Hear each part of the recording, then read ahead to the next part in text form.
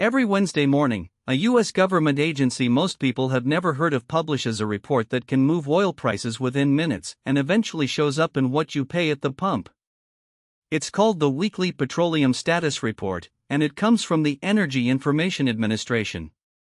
The Energy Information Administration, known as the EIA, is a statistical arm of the U.S. Department of Energy.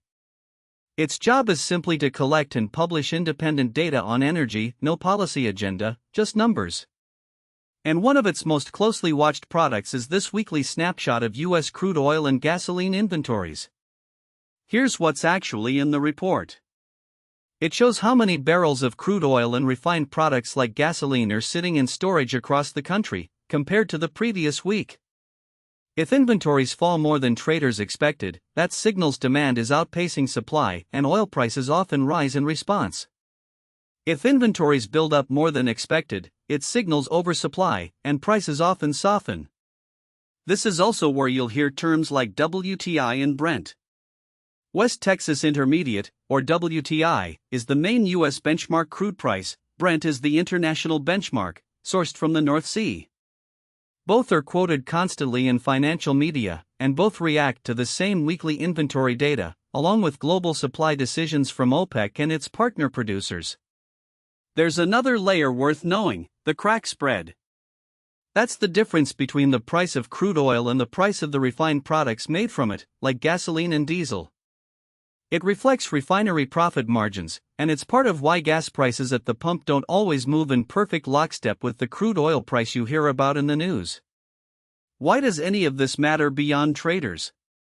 Energy costs are a direct input into the Consumer Price Index, the government's main measure of inflation. Rising oil prices show up in gas prices almost immediately, and with a lag in the cost of shipping, manufacturing, and eventually a wide range of consumer goods. It's one of the more direct pipelines between a single commodity and inflation you actually feel.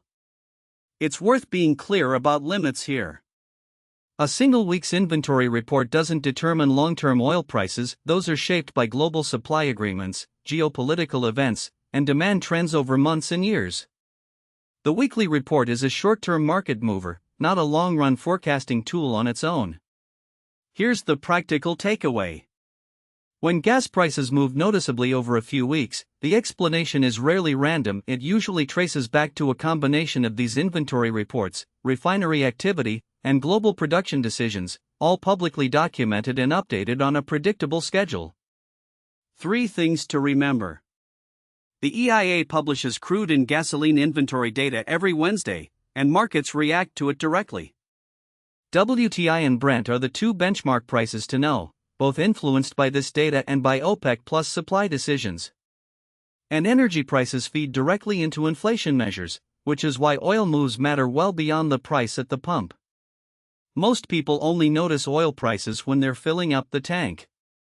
But the numbers behind that price get published, tracked, and reacted to every single week, whether anyone at the pump is paying attention or not. We track the financial traps that don't make headlines so you're never caught off guard.